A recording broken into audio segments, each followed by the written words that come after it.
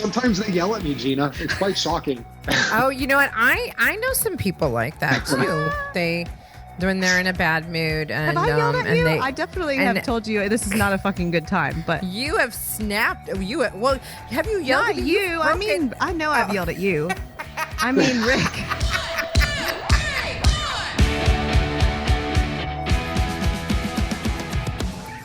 Hey, Warners, welcome to another episode of The Women Your Mother Warned You About. The podcast that makes business sexy again.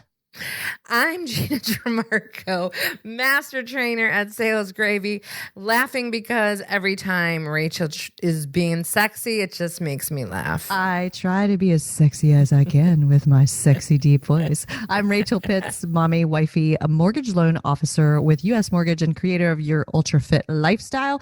And today we are highlighting and showcasing U.S. Mortgage by bringing on Rick Guerrero. He's the director of branch sales and strategic partnerships in the Southeast, which happens to be the largest producing region for the U.S. Mortgage Corporation.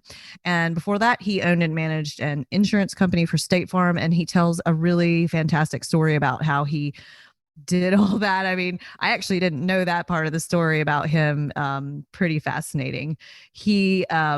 Little history on Rick to fluff him up. He's got a bachelor's of business administration and finance from the University of Houston, and he's got a black belt in Brazilian jiu-jitsu from Alliance HQ, which he really brushed off when I brought that up. I was hoping he'd talk about that, but he's pretty much a badass. He does live in Atlanta, Georgia with his beautiful wife, Lisa, and his daughter, Cade. And he is very passionate about some of the same things that we're passionate about. A few things that he said, I almost wanted to interrupt because I'm like, oh my God, you're like me so much more even now. He's like the male version of a woman your mother warned you about. A little bit. And he gets really thrown off by that question when we throw it at him. He's like, he was a little scared. He was so intimidated by Gina's professional fanciness. Oh my God. But he figured it out. The Gina. Do I need to call you the Gina from now on? The Gina. You can be Gina if I can be Queen Rachel. How's that sound? You can be Queen Rachel, even though Gina in Latin means queen. That's fine. You could do that. It's so good. He liked my fancy schmancy Sales Gravy backdrop and because I'm in my studio today doing this episode. Well, your backdrop really, really does look good. And as Jeb discusses in virtual selling, it is super important in how you're perceived in a sales environment, especially in today's environment where Zoom calls are so much more common. It makes you look so much more professional by having that very lovely, well-arranged backdrop. So kudos to you because mine's terrible. You'll get there. And since we're talking about Sales Gravy, thank you to Sales Gravy and Jeb Blunt for being the sponsor of this show. We are so grateful, and the journey that we have had through the show and with Jeb has been super fun and where we are today. So I'm excited for people to hear this episode. I'm not gonna totally reveal how I ooh and ah over Rick at the end because he and I share something sexy in common that people are going to find. It actually got a little uncomfortable because he showed her his, and he actually emailed a picture of it to her, and then Gina immediately showed him hers. So let's get on with this episode and find out what that is with Rick Guerrero with U.S. Mortgage Corporation.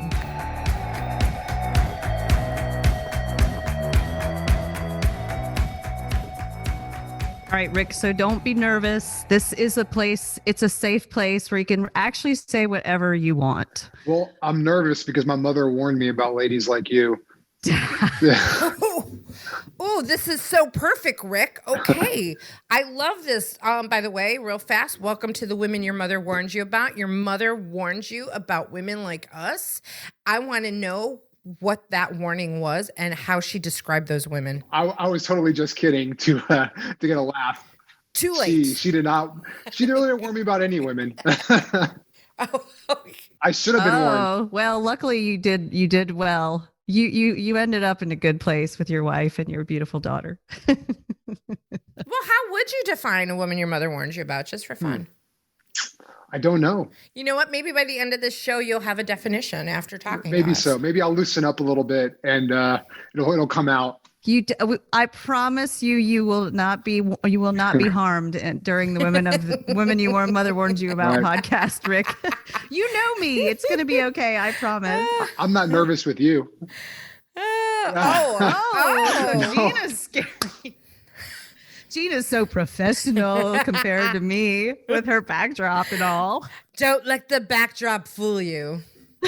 Rachel's mentioned you to me several times and always spoken very highly of you and said amazing things. So not that I'm nervous, but it's a pleasure to be here and finally meet the Gina that she's talked about so much. Oh, well. The Gina. Well, it's a pleasure to meet the Rick Guerrero. That's good. Well, that's the Italian. Well, is it Italian or is it Spanish? Mexican. Yeah. Mexican. Okay, so I can go either way based on Italian names ending in a vowel. So, Rick Guerrero, welcome to the Women Your Mother Warned You About. Let's hear. Rachel, you want to tell us a little bit about Rick? What you know about him? Rick was one of the first people that I spoke to when I started thinking about jumping from the real estate side over to the mortgage side. And Rick was actually really eloquent and helpful and encouraging with all my 100 questions that I had about it, because my current branch manager, Mike Fitzpatrick, is the one that recruited me from the real estate side and asked me would I be interested in becoming a mortgage loan officer. And so I was like, I don't know. So Mike directed me over to Rick, and Rick's just really, really great. Definitely of onboarding new people. That's for sure. He made me feel super duper comfortable. And I know that prior to joining the mortgage industry, Rick had a insurance company. So now Rick is, God, what's your official title, Rick? Director of Branch Sales and Strategic Partnerships in the Southeast for U.S. Mortgage. I had to look that up because I just know him as Rick on speed dial. Depending on who you ask, it's a different title. That's right. So Rick partnered with J.R. Downs to create the Southeast branch in Atlanta of U.S. Mortgage. And he's just an all-around swell guy. So Rick, let's let you talk. And why don't you just tell us, how did you transition from insurance to mortgage? That's a great starting point. I think it aligns with many of the sales concepts you guys talk about. I moved to Atlanta, didn't know a single person. I moved here because I met a girl that I fell in love with, and she could only get a job in Atlanta. She works for the CDC. So anywhere in the world, she had to move to Atlanta. So at the time, I was working in retail clothing sales. Couldn't find a job here in Atlanta, so I decided to open up my own business. I got a job with the State Farm, where you can open up your own State Farm franchise, and they train you. And most importantly, they give you a check while you're learning. So for me, that made sense. So I started with State Farm, didn't know anybody in the city, and most insurance you get into, the best way of getting business, like a lot of real estate as well, is fear of influence. I didn't know a single person. So I hit up every single networking event in the city, Chamber of Commerce, real estate events. I went to everything because in my opinion, everybody drove a car, everybody needed insurance. So I went to everything under the sun. Well, before long, I got a niche in real estate. And I used to go to the real estate networking events. I used to email loan officers and realtors and say, look, if you need a deck page, I'm available 24/7. Shoot me over the address. I will get you a deck page within an hour or two. I was all about having that deck page immediately because I knew that the faster I was, the more people would call me. And I just got really good at that. People started recognizing me as the guy that gets out deck pages within an hour. No, they never timed me, but that's what my reputation became. So I started visiting different mortgage offices every single week, Tuesday through Thursday, visiting offices, dropping off goodies, making the rounds. And some of the branch managers would ask me what I do, why I prospect, about my prospecting, and dive into my habits. And they asked me what loan officers I worked with in different parts of the city, what companies. So by accident, I kind of became an unofficial recruiter. I didn't mean to. I was just connecting people with people and accidentally became a recruiter. Some of the sales managers would then ask me to come in and teach their loan officers to do what I do, which to me wasn't really hard. I just went out and talked to people and asked for business. Well, apparently not everybody thought that way and not everybody does that. So started doing that. I used to be on Wells Fargo's regional sales call, like just talking about what I did. And before long, a few mortgage companies just started making me offers. And like I started to get to know a lot of the people in the mortgage industry. And I thought, wow, if I came in here with my work ethic, like no offense to any of them, but we're just different. Like I hustle, I grind, like I'm very broke. So I hustle my butt off. Whereas when you get comfortable, you don't hustle as much. And a lot in our industry, and realtors and loan officers, now there's still a good portion that still hustle, but there's a large portion that don't because they're very comfortable with their book of business, right? So I recognize if I came in here, like what could I accomplish? If I feel like I have lots of opportunities. I picked out the one that made the most sense for me. I took it. I went to work for that company. I learned a lot about the business in about a 6 to 7 month period of time at that company. And I recognized that company was not for me. So I got connected with my current partner, J.R. Downs, who used to work at the company I worked at. We started talking about if we were to partner up and build out our own team, what would it look like and what would be non-negotiables for us? We interviewed at different places. We came across U.S. Mortgage. 7 years later, we're still here. We're still doing very well. We're now in we have 5 branches, about 35 loan officers in several states. And we started with 1 LO. So that's a lot. There's so much wow in that story. I don't even know which part of it to jump on. I mean, I'm like, I want to go back to the beginning. Okay. Just the fact, because I think this is important for anyone in sales, right? Like we talk about the grind, like Rachel and I are all about the grind. You talk about doing whatever it takes to do. And here you are, you're moving to Atlanta, you go into retail clothing sales and you're like, I'm gotta do whatever I gotta do to do it. And you know, that's the attitude prevailing through this whole story I hear is like doing whatever you got to do, partnering people together and doing that grind. That's, it's what's really great about Rick's story so far is I know there's, and Rick walks the walk that he talks. There's a lot of loan officers, I know for a fact, realtors, and pretty much plenty of salespeople that will whine, I don't have any, there's no business. Right now in our industry, there's so much business like crazy, but you know what I mean? There's people that'll whine that they just don't have business, but it's because they're not looking for it. They're not hustling the way that Rick just described. Like there's business everywhere. If you decide you want to go get it, you just have to just get out there and do it. And that's what the whiners, the whiny ones, they just are like waiting for it to show up and walk through their door, and it's not going to do that. You know, you guys are both into fitness, and I somehow I came up with this, and it might not be. I don't think I created the term, but it's what came to me this morning because I'm like, I am so tired today, and someone said, but it's paying off. I said, I know, but my hustle muscle is feeling really strange today. My hustle muscle needs a little bit of a break. I mean, it's the hustle. You have to do the hustle if you want to be successful. And Jeb often says that successful, high-performing salespeople do not have skinny children. Wait for it. Let it sink in. Because they're making enough money to feed them. Okay, guys? Work with me. I got you. That reminds me of the recent Dave Chappelle skit where he said that he came home and his kid ran up to him with like chicken grease all over his hands and went to hug him. And he's like, son, like, don't hug me with your chicken grease. And he's like, Dad, this isn't chicken grease. This is duck grease. And he's like, that's when it hit me. I'm too successful. My kids are eating duck. I love it.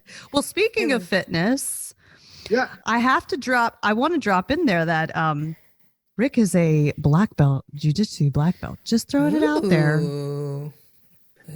Yeah. So part of that story I told, like, and anytime you're an entrepreneur and you make a jump and then you hustle, like there's ups and downs. Like my days aren't filled with happiness and sunshine. Like I'm probably more down than I am up. Like a lot of people follow me on Facebook and see all the motivational posts I post. They think that's for them. That's for me to get in my own head because I'm mostly more. Love it. I'm more down and up. So about when I transitioned to the mortgage industry, When I ran my own business and I was in insurance, I worked so hard to the grind that I got in a really dark place. I had to go see a doctor. I was prescribed medicine for like depression, anxiety, antidepressant. Like I was drugged. I was like 50 pounds bigger than I was now because I would eat pizza pockets. I would eat whatever I buy at Kroger's, microwave it, work all hours of the night, and that was it. So when I changed careers, I made an important decision that number one was going to become my health and myself. So I'm changing careers. I'm changing my lifestyle. I had to put myself number one. I started working out every single day at 7 a.m. I woke up at 6, worked out from 7 to 8 every day, no matter what. And I made that a big priority in my career change. So I still have ups and downs. Like I'm still stressed, but the way I see it now is nothing as bad in life as the training I put myself through. And I know that like Rachel probably feels the same way. If you follow her on Facebook and see her workouts, like her deadlifting this morning, I'm like, oh, I can barely do that with 2 kettlebells. I don't know how she's doing that with all the weight she's doing. But if you look at what she's doing every single morning at what time you wake up, 3? Like 3. What is she going to come in contact with today that's going to be more taxing on her than waking up at 3 a.m, tired, physically tired because you got to wake up super early, walk into the gym in the cold, lifting weights, sore. You got somebody calling you that a deal might go bad. Big deal, you know? So that was where the mindset of me working out every day really helped me and made me a better person. 100%. And that's one thing that when people ask me about fitness, I tell them it's not, it really is so much it's more of a head game than anything else, because the consistency involved in what I'm doing right now, and I know like what you just mentioned, Rick, that's the part it's comparable to the grind in business, that doing hard shit, you know, that's what I know in the mornings. Like it's a big, long conversation with myself okay. And like literally this morning, there were several exercises, including the reason that I videotaped that one this morning is because I almost didn't do that one. I was like, nobody's going to know if I skip this one. I fucking hate this one. I suck at it. And I just was like, you know what? I was thinking to Gina, I'm like, embrace the suck. Let's go. Because embrace the suck is a really good message for people. And that's why I did that video this morning. And then I did the deal. So the fitness thing is always been a huge part of what I do. And I think that it does contribute. I mean, if you look at all the high performing people, and actually in whatever sales, I'm reading all the sales gravy books right now, again, all of Jeb's books. He talked about it in the resilience of its objections, where he was talking about it, that any high performer, any super uber successful person, that the people that we all look up to, all of them have a fitness regimen included in their schedule. Every single one has at least a minimum of 30 minutes a day, because it's so important. You can't, as you just mentioned, Rick, you can't face up against these hard things all day long if you aren't able to physically keep yourself together. Yeah. And that's what Jeb talks about too, is obstacle immunity. Right. So when you build up that resilience to any obstacle, and you just keep doing that, you're going to be able to be immune to it. I'm not doing deadlifts in the morning, but I am getting up at 5 a.m. every single day and walking for an hour. Right. But I'm creating a discipline and a regiment every single day to at least start my day with the same structure, and then everything goes off the rails at some point. But it's when you start with, I think that structure and discipline of this is what's happening today. And I'm waking up with the hustle. I mean, I've been, you know, Rachel and I have both been there too, Rick, like as entrepreneurs, and we know, you know, the grind is, oh my gosh. The last thing I want to say about a fitness regimen, like it doesn't have to be deadlifts at 3 a.m, just saying that's not for normal humans. And Gina makes a great point, like at least getting up and walking. And this is the thing. If you get up and have some sort of for you morning routine that hopefully would include at least some movement, even if it's just stretching, then no matter what happens, like Gina mentioned, your day goes off the rails, you have done something for yourself. You have been successful already before you started your day. And that is one thing. Like my day can suck, but I'm like, well, I did PR some weight this morning on those lifts. And I will say that when things go off the rail and I decide I need chocolate covered raisins at 4 PM, I feel like, you know what? I walked for an hour this morning. I didn't do deadlifts, but I had some calorie burning. There you go. And it's good for your people don't really put together the fact that fitness isn't really all about the body change. It actually, the chemicals in your brain benefit from that's exercise. Just yeah, and that's why I stress the walking thing, because anyone who's like, oh my gosh, just think of it like, I got to get up in the morning and I got to do this thing and I got to work out for 30 minutes. If you just move, that's going to have an impact on your body and on your brain and on those chemicals. That's going to put you in a different place. It's a good brain reset. Just doing some activity and movement, getting rid of those. My thought is toxic thoughts. Clearing your mind of the toxic thoughts so you can be focused. Yeah. And what Rachel talked about earlier is, I don't remember the exact way she phrased it, but it reminded me of this book called Make Your Bed by William McRaven, where that's one of the things they teach in the SEAL program is you make your bed first thing in the morning. So that way, no matter what, you accomplished one thing. And I do that. I still don't. I try. I do it twice a week. I make my bed. I don't do it at 3 AM. I do it when I get back. But you're getting something accomplished at 3 AM. So it's fine. And the other thing about it, one thing that I betcha I would willing to bet all the money in my bank account that one person listening out there gets up and the first thing they do is they check their email first thing in the morning. Never. I won't touch my email until after I have done my workout and eaten my pancakes. And the reason, one thing is, so as soon as you open up that email, you are being dragged down the pit of people needing you. And it throws you into that fight or flight mode immediately. And the few times that I have accidentally opened up my email, it immediately sends me in that like fight or flight, oh my gosh, I need to get this done mode. And so that's why I don't touch it. So there's something you said that I want you to elaborate on. So we talk about fitness, talk about, health. One of the components been really big for me is eating better. I cleaned up my diet. I eat very clean. Not that I have to, find health, but I just wanted to. I wanted to, with COVID, I'm always trying to find progressions to improve my body. And I started eating better. And one of the things I just heard you say is that you eat pancakes in the morning. And I'm like, what? What pancakes? What kind of pancakes are you eating? Because my protein pancakes are my life. Is that the one with the bear?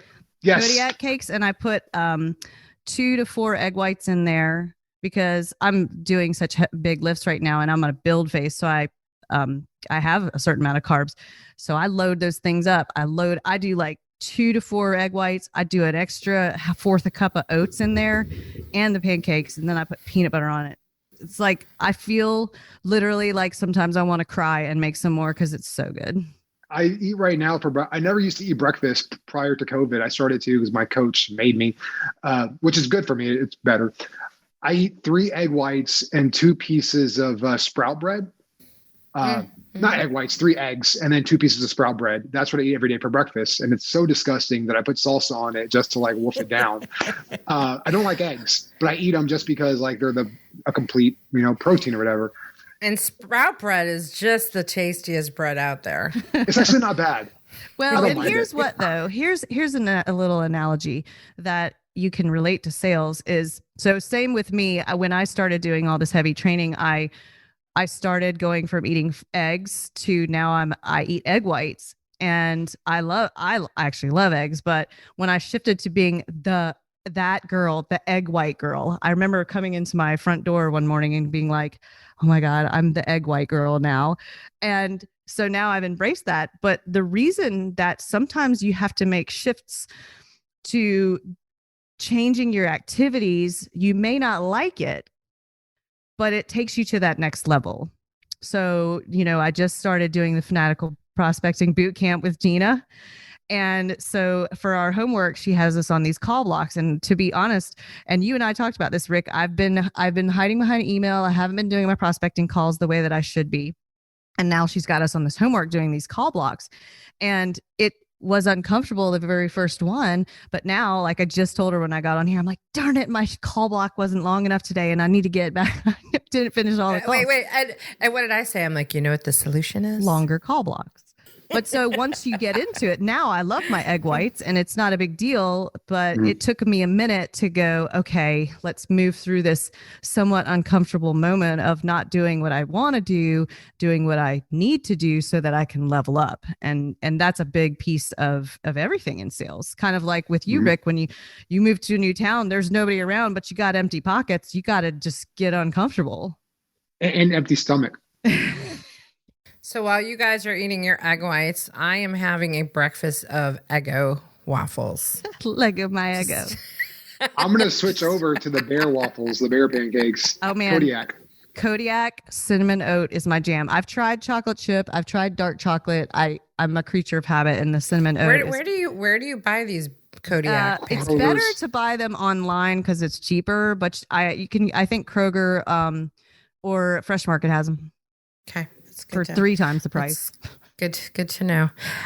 Rick, in that you started talking about your own coach, coaching you on what you should be doing. Let's shift a little bit because you mentor a lot of loan officers. What does that look like to you and how are you doing it? Talk a little bit about that. So I'm a huge advocate of having a coach. I don't know what got me into that. I've just always been an advocate of having my own coach. I read a book, Relentless, by somebody Grover. I can't remember his first name. He was Michael Jordan's strength and conditioning coach. So I see that if Michael Jordan, the greatest of all time, needed a coach, like I probably need one as well. So I have a strength and conditioning coach and I have a business coach. So my strength and conditioning coach was a guy I met a couple of years ago. He does Brazilian Jiu-Jitsu like I do, and he's out of Louisiana. We once trained together, and I hit him up during COVID because with the gyms closing and everything going on, I didn't want to make excuses and get fat or get out of shape and lose my edge. So I reached out to him again in COVID and had him make a program for me, nutrition and workout. And I just stuck to it. Like I'm somewhat obsessed with anything I do. I stick with it, followed it. I called him and harassed him and showed him like all the stuff I was eating and doing. And he would check with me weekly. And I've done it now since, I don't know, maybe over a year. I probably started last January. Yeah. And he is definitely like, I haven't actually seen Rick in person since probably the Christmas party, like year before last, but he's definitely like thinned out and toned up during COVID. Yep. Yeah. About probably 30 pounds lighter. So I used to walk around 230. When I started this program, I was probably like 210. Right now I'm about 185. Wow. So yeah, I've never been this light ever since I was like in elementary school. Killing it. Wow. So that's my strength and conditioning coach. Now my business coach, I get coaching through an organization called The Core. They're very well known in real estate. They coach realtors and loan officers. Okay. When I got into the mortgage industry, I was introduced to a loan officer out of Denver who himself, he does 100 million a year himself. Like it's bananas. He's such a big producer. I met him, we became friends. And as I was kind of transitioning companies, I really leaned on him for advice. And he suggested to me to get coaching through The Core. That's where he started, and that's where he still gets coaching. So I went through them, did it for a year or two. As we grew, I stopped doing it for a couple of years. I got re-engaged with them about a year ago. So what about, are you coaching or mentoring anybody in your organization? So I mentor lots of people and coach a lot of people. I'm involved with an organization called NAREP, the National Association of Hispanic Real Estate Professionals. It's the largest trade organization in the country. I'm one of their NAREP 10 certified trainers. Oh, cool. I'm also one of their regional coaches. I coach 3 chapters 2 in Utah. I always butcher this name, Northern Wasatch, Utah, or Wasatch, Salt Lake City, and Denver. I coach those chapters on policy, what's going on in policy for housing. And then I also coach and mentor the current LOs on our team that want it. Not everybody wants the coaching, and I'm there for those that do. And he does. What do you find? Anyway, he does an excellent job. He's very encouraging, and he doesn't even get mad when he calls up certain loan officers and they are really in a bad mood and tell them it's not a good time. Ah. Sometimes they yell at me, Gina. It's quite shocking. Oh, you know what? I know some people like that too.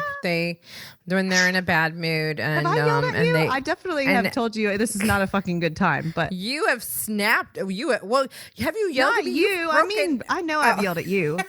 I mean, Rick. Well, now I know. Like when I talk to her, there's a yelling. I'm gonna text her husband and say, "Hey, give her the pancakes." Yeah. He'll be like, "Hey, thanks for the warning." Couple other kind of some little gifts for you, Rick. Girl Scout cookies. There's some other. You've got a couple things that are your go-to, Rachel. That if everybody knew that, we could just keep feeding you that stuff. Tag-alongs, yeah. Just feed her that stuff. So what about in that mentoring and coaching process, what are some of the things that come up that you see are like the biggest challenges from a sales perspective or selling perspective? So I'll probably speak very bluntly because sometimes I don't have a filter and I don't mean this the wrong way, but this is just kind of my perception. And I'm not the greatest coach. I have areas where I can improve, but I think where a lot of people have the biggest challenge is just like getting over themselves. And like, I face the same thing, right? Like we get our own obstacles in our way and we build this obstacle that probably doesn't exist and we can't get over it. So Rick, I'll use my example. Rick, what my coach will say, why aren't you making your sales calls? How many did you make this week? Oh, not enough. Why not? I'm busy. BS. You're supposed to time block your sales calls out several times a week. Rick, do you know how to use a calendar? Yes, coach, I do. Let me see your calendar. I show him my calendar. Rick, I can see on here there's 5 different hours that you're available to make your sales calls. So I believe one of the questions you're about to ask me was, how do I make time for everything? Gina, were you going to? Yes, that is exactly what I was going to ask you next. So I color code my calendar, and my coach makes me send screenshots of my calendar to him. And he says, Rick, I see white. What are you doing? Gina just fell in love with you, I think. Yes. So I talk about the white space. Yes. So I'm pulling my calendar right now as I talk to you. I know, me too. I'm going to show you my calendar. I can't show you. If he shows you his, you'll show him yours. Is that what we're doing here right now? My mother did warn me against that. Wait, this is so amazing. I'm in love with you, Rick. I have categories for color. I color code stuff. Yes! Green is money. Yes! Nothing else is important. I'm so excited. Hilarious. Wait, am I gonna look? Wait, this is gonna make your head hurt. Look. Oh, I'm excited actually to see it. Can you see it? I see white space. Ooh, I'm gonna write. I see too much white, Gina. I see some white space on yesterday. Very little white space. Gina, what's your email address? Gina@salesgravy.com. All right, hang on. Ooh, she got a 2-hour. Oh, I see the content creation you were talking about. Yeah. Because my job is hybrid as a sales trainer and a salesperson. So, but you see, mine are color block. A yellow is always a podcast. Purple is travel. Green is money. The other colors are shit I got to do because I got to do them. So Gina at salesgravy.com, right? Yeah, Gina at salesgravy.com. All right, you should be receiving a screenshot of my calendar here shortly. Fantastic. So I put everything on my calendar. I even put my workouts in because nothing's more important. I mean, green is more important than workout, but I still want to make sure I get it in. Yeah, exactly. I have not done I used to get my workouts on here, but I don't anymore. But yeah. So my coach would see that and he'd say, Gina, that's too much white. Fill it in with stuff. So I'll fill mine in like 12:30 stretching. I'll fill it in with stuff. So that way, like I have a break or I'm not working like nonstop all the time. Now, some of my white space, in all defense of my white space, some of my white space was a result of things falling off or getting canceled. Mm-hmm. Whether it was, like I was supposed to be on a call immediately following this that was related to client service, but that fell off because we accomplished it yesterday. So some of those white space moments, I will take a white space moment because I'm running so hard. and I forget. Like, I think it's important too to have some white space moments. This is what I've been running up against, is that if I don't give myself some of it, I want to die by the end of the day. Yeah. Going back to your question on challenges that people have, loan officers or even realtors, I think a lot of people spend a lot of time working in their business and not on their business. Right? We spend too much time working on our current files or our current clients and not as much time working on getting more business, building better relationships. And that's just because we have that deal now and we don't want it to die and we want to put all our focus on it. Hey guys, just a real quick reminder, if you'd like to find social media links to me, Rachel, Gina, and our favorite Warner Keith, go visit womenyourmotherwarnsyouabout.com, where you can also find some cool free downloads. Now back to the show. You have to build time for prospect planning, not just calling, but planning, which is the bigger picture. And Rachel knows my deal about having Fridays for content creation. I call it content creation, but it's also bigger strategy things I'm supposed to be working on from a bigger strategy perspective, like designing other courses for Sales Gravy. It's a bigger strategy because the more I produce content, the more money I make in part of my revenue stream, right? So it's having that bigger strategy, or working on the podcast, another part of the strategy. That I try to lump into one day that never gets disturbed. Yeah, and a lot of people will argue, even people that are not even necessarily in sales, but are having trouble controlling their schedule. And what I advise, and I put together in my handy dandy ebook you can get from me, is just start by creating a calendar, and even do it on paper if the colorful blocks overwhelm you, just so you can see, like, how are you actually really spending your time? Because I think people that don't keep a calendar, they don't even really know where the time goes. They're like, I'm so busy. And you really aren't as busy as you think you are. Like, and that's why I've tried to get the word busy out of my schedule, like out of my vocabulary, because there's always more time. What is that? And there's show that again. And there's wait for you to finish. Go ahead. I'll just show you my daily tracker. Oh yeah, your tracker. He's all about the handy dandy trackers. Those are good. Well, I like you said, on paper, I write down on paper to make sure I make my calls. So if it's blank by the end of the day, I want to fill it in. Yeah. And people so, when you start actually looking at your calendar and figuring out how are you really spending your day, like, how much people lose time on social media. People lose time when they're like going on Netflix, and Netflix makes it so easy to like go to the next episode, go to the next episode, go to the next episode. And who's doing that during the day? Cam, that Tiger King. Some people, I still have not seen that. I'm so glad. But even on the weekends, like if somebody's an entrepreneur and they're trying to create a business and they're like, I don't have time. Yeah. You do have time. Everyone has time somewhere. And for me, there's not time during my day for me to have 3-hour workouts. That's why I get up at 3 a.m, because by the time 7 a.m. rolls around, I'm done with my workout, and nobody within my company can tell me that my workouts are getting in the way of my business, because they're done by 7. And so what time do you go to bed? I like to be in bed by 8 if I can. If no one's around, and then I'll go to bed at like 7 if I can.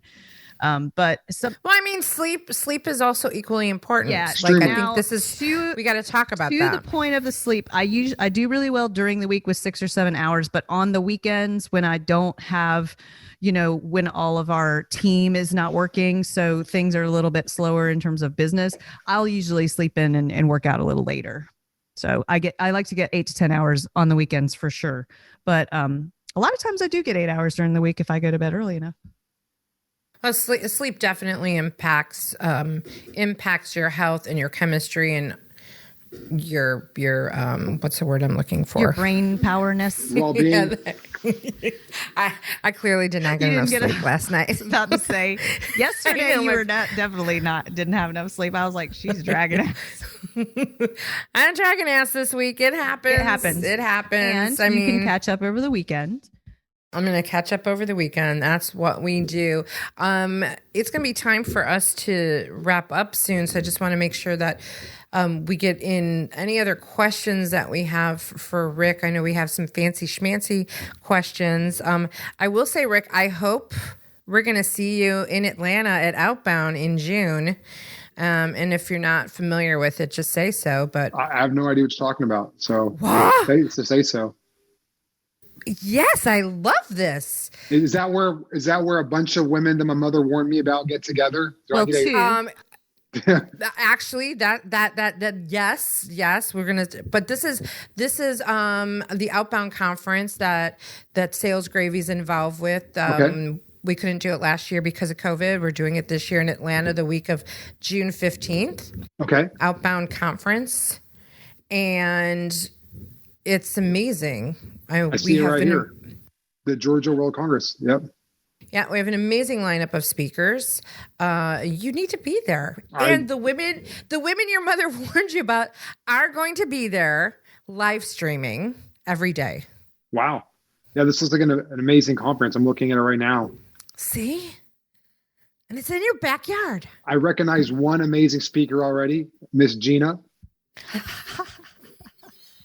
Yes, okay. I'm one of them. So I have to go. Going back to something Rachel said earlier, and I don't remember exactly how she phrased it, but I want to point out another critical element to being successful and doing the right thing is surrounding yourself with others that are successful. Like exactly. I cut out people in my life that how do I phrase it? I go out of my way to connect with people that have something I want to learn from. So when I first came to Georgia, I reached out to anybody that would have the time to meet me for coffee and pick their brain and learn from them. I wanted to learn from anybody that I could. And even now I still do that. I reach out to other presidents, owners of their mortgage companies, or just people that I see speak on panels and pick their brain and try to learn from them, because you can never stop learning in our industry. I think that's one of the coolest thing actually about our podcast as a learning vehicle, because we have so many amazing guests on our show that we learn from, which is a pretty cool thing. Would you agree, Rachel? I would. And I wish I had thought of that when Jeb asked me on a podcast, what was the biggest benefit? Because I think that really is like example, Michael Shine that we had on our podcast. I read his book and I mean, it transformed the way that I market myself. Like and a lot of times I'd be like, who's this old fogey dude that Gina's pulled on? And gosh, Mr. Boring. And it turns out to be like the most fascinating person ever. Like my favorite. So we have some really fascinating guests that do teach us, because everything boils down to this. Every single guest that we have on, sales boils down to relationships. And a lot of it has to do with caring about the person that you're talking to and listening to them. It's really as simple as that, but good Lord, is that hard? One of my old coaches told me, nobody cares how much you know until they know how much you care. Yep. 100%. I agree with you. We have to surround ourselves with, I like to surround myself with people smarter than me and people that I want to be like. Mm-hmm.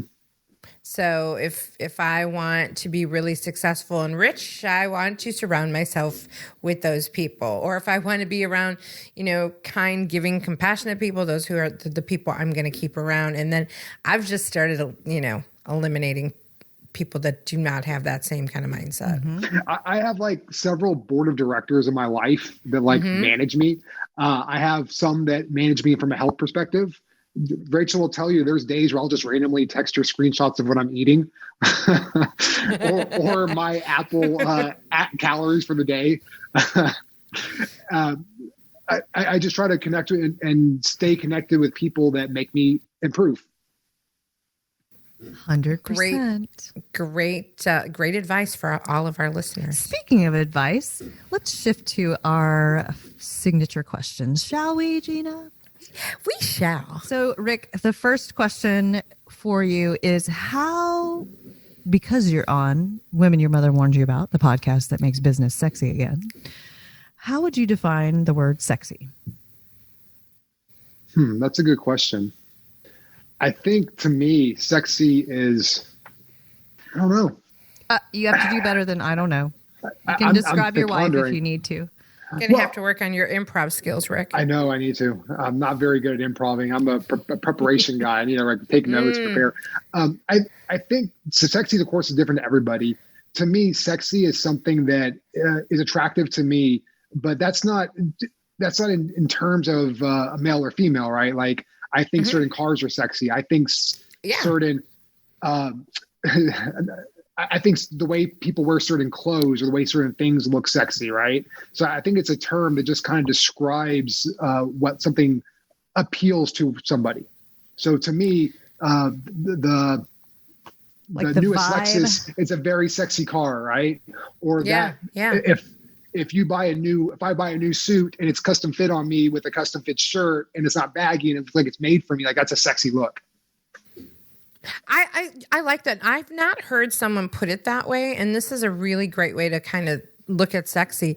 It's what is appealing to you. That would be sexy. Because a lot of times we hear when we ask this question, like confidence comes up a lot. And so I think that really put in a new perspective for me of like, confidence is appealing to people, right? So that becomes sexy, or the way something looks can be sexy. I like it. I like it, Rick. Yes, and it's definitely different for everybody, because there's some individuals walking around this earth that are not sexy to me, and somebody finds them super sexy. So, there you go. Something that's become sexy to me lately in the last year has been bourbon. Oh, yeah, bourbon is sexy. Bourbon, and I've not been into it until lately. Yeah. And traditionally, you think of it as your grandfather's drink, but all of a sudden the industry kind of made it sexy again. What do they do to make it sexy? I have no idea, but it is. And I can't buy enough bottles of it. Yeah. Well, when you come back to Myrtle Beach, there's a really great bourbon and cigar bar in Pawleys Island, right down near me. It's called Bourbon and Burns with a Z. Where? Where is it's this? Down, like literally I could walk to it from my house. And it's a really, actually, the vibe is like what it feels like you're describing in terms of sexy, Rick, is like a vibe, right? The vibe of the new Lexus is like sexy. The vibe of that new suit that gives you that vibe. But Bourbon and Burns with a Z, I went in there, and actually for Christmas I got Mike some like the nicest cigars they had in there, which was a really interesting exercise for me to go in there and check it out. But it's cool. It's a really cool little bar. I was kind of pondering how you knew of this place, but I have not been in a bar for a long time, but I went in there to get cigars. Oh my gosh, I'm going to have to go there. Yeah, you'd like it. It's cool. So next question is a lot easier, Rick. What would be the best advice you've ever received? Read more. That's good. 100%. Yes. I wish I had more time to read. And now if I'm not actually working or sleeping or with my family, I'm trying to read all of the Sales Gravy books again. So, and there's not enough time in the day to read them all. And I just love to read. Sometimes I schedule a drive to the Sales Gravy office in Georgia just so I can listen to books in the car. Yeah. I think if there was a second one, that good advice one's given to me is, and I think this one applies in so many different verticals, is stop worrying about others. We worry about what others think of us. We worry about what others are doing, right? And then it shifts our mind. And the other thing about worry is, I just discovered this over the last couple of weeks, is just don't worry about anything. Don't worry about anything, because it never turns out the way that you think. It just never, worry has no value. If it's something that you can actually control in some way or influence by your actions or your words, then that's one thing. But the up in the middle of the night worry thing, it just gets you nowhere. And it's so nowhere. It has no purpose. Oh, it's terrible. All right. Last question. What advice, Rick, do you wish you had received or received sooner? I was actually thinking about this week. I wish I could go back in time and tell myself to take better care of myself at a younger age. Like right now, I eat very healthy. I do yoga. Like those are two components I wish I would have done more of when I was younger. When I used to work in college, I would eat fast food every day. And granted, like I don't have diabetes. I don't have anything like major about me. But I just think like, man, how much better could I be in life if I would have taken better care of myself back then? Amen. Love it. That is Awesome. It's been so fun having you on the show, Rick. You're like my new, like, you know what I find sexy, Rick, about Me. you? Oh, what I find sexy about you, Rick, is your calendar. Those color codes get her every time. that's what she said.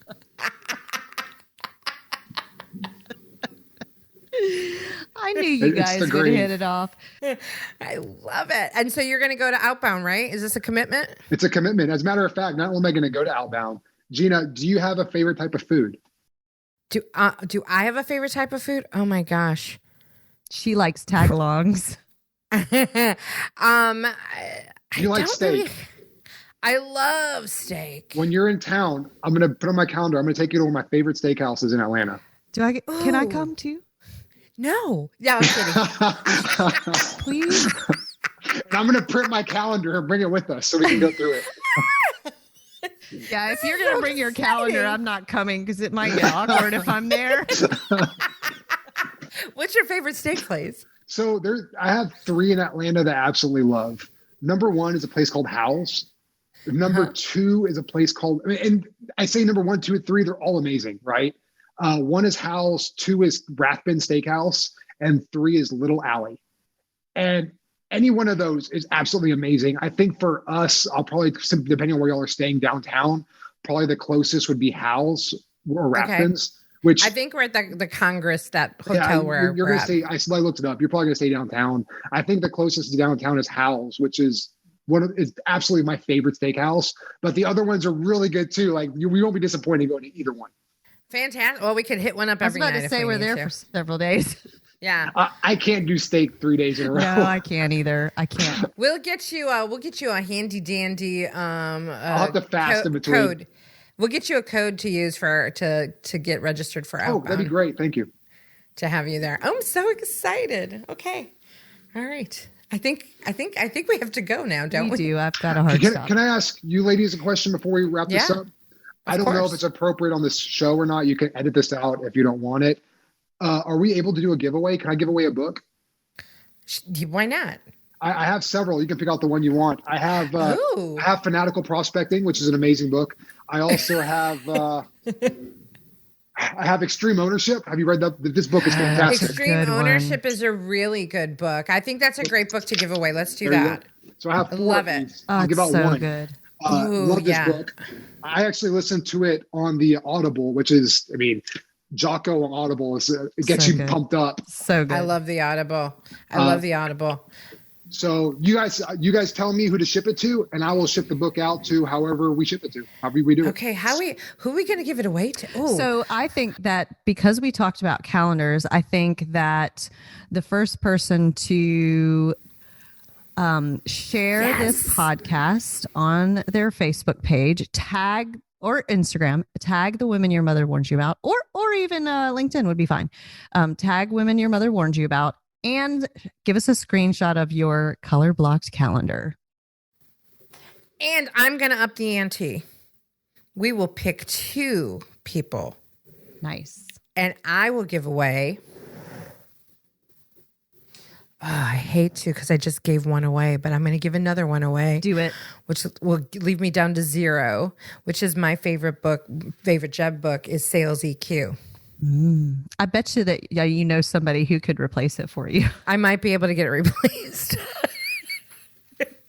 So we're going to give away 2 books. We want to see your calendar. Show us your calendar. Show it. Well, gosh, do I need to give away a book too? Let's do it. Trifecta it. Oh, well, I will give away my last copy because I have multiple of those. I will give away the Fanatical Prospecting book. Excellent. Awesome. We have 3 books to give away. If the first 3 to jump in, send us your calendar. What else are they doing? Sharing it on social media. Yes. Share this podcast, tag the women your mother warned you about, and post in the first comment below that or with it a picture of your fancy calendar color blocks. Sweet. This is so fun. What a great idea, Rick. I love it. And I look forward to seeing you ladies in June. Yay! You know what we call that? We just got a commitment. We just closed the deal. Set an appointment. Awesome. Okay. Well, thank you, Rick, one more time for being here with us. I loved it.